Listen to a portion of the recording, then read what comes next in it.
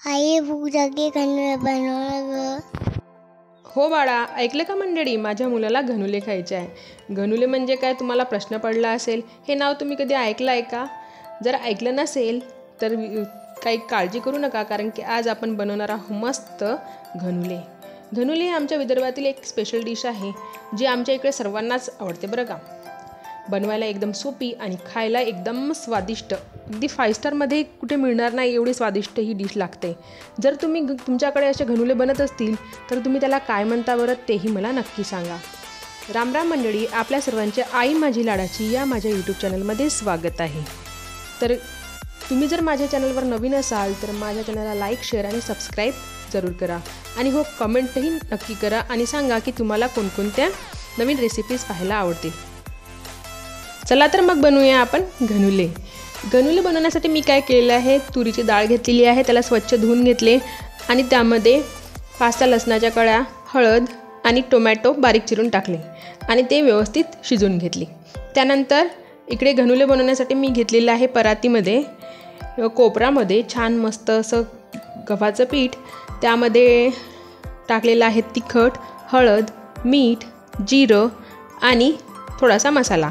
ते सर्व व्यवस्थित मिक्स करून घेतलं आणि त्यानंतर पाणी टाकून आपण त्याला मळून घेतलेलं आहे.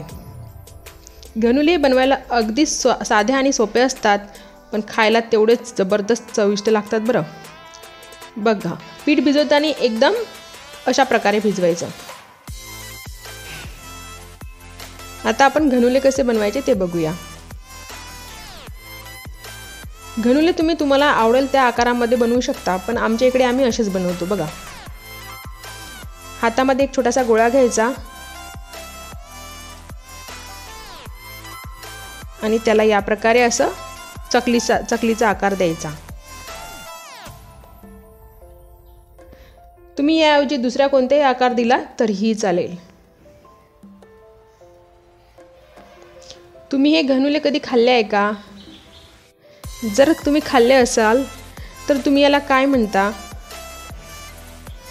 आणि हो, हेही सांगा की तुम्हाला ही डिश कोणाच्या हातची आवडते, आईच्या हातची की तुमच्या आजीच्या हातची की तुमच्या बहिणीच्या हातची? हे कमेंट करून नक्की सांगा बरं का. बघा, या प्रकारे आपले सर्व घनुले तयार झालेले आहे. आता आपण फोडणी देऊया. इथे मी कढई ठेवली आहे, त्यामध्ये तेल टाकलं. तेल टाकल्यानंतर त्यामध्ये जिरं मोहरी टाकली. जिरं मोहरी व्यवस्थित तडतडली की त्यामध्ये कढीपत्ता घालायचा. कढीपत्ता नक्की घाला बरं, कारण की कढीपत्ता घातला ना की टेस्ट आणखीनच वाढून जाते.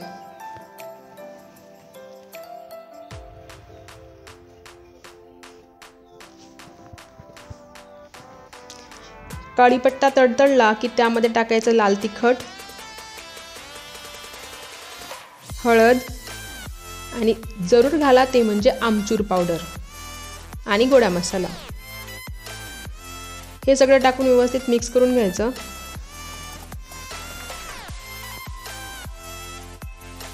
आणि हे सर्व करताना गॅसची पॉवर ही कमीच ठेवायची.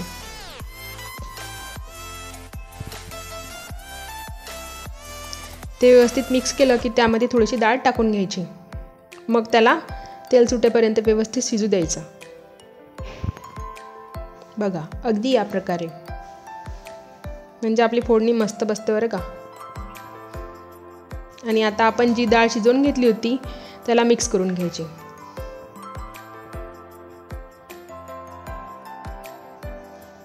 आणि त्यामध्ये टाकायचं पाणी. पाणी हे भरपूर टाकायचं, कारण की मग आपण जे घनुले टाकणार आहोत ते शिजण्यासाठी त्यामध्ये पाणी लागतं जास्तीचं. बघा, आणि आता टाकलेलं आहे मीठ. हे सर्व टाकल्यानंतर जेव्हा पाण्याला उकळी येते तेव्हा जे आपण घनुले बनवून घेतले होते ते यामध्ये टाकून घ्यायचे आणि मस्त 15-20 मिनिट याला शिजू द्यायचं.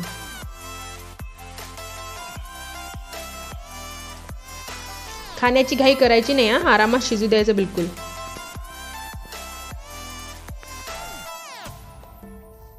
व्यवस्थित मिक्स करून घ्या आणि गॅसची पॉवर थोडी मीडियम ठेवायची. इथे थोडी जास्तच झाली आहे. बघा आता मी यात टाकलेली आहे कोथिंबीर. आपले घनुले झाले तयार. तुम्ही घ्या खाऊन. Like share subscribe. धन्यवाद.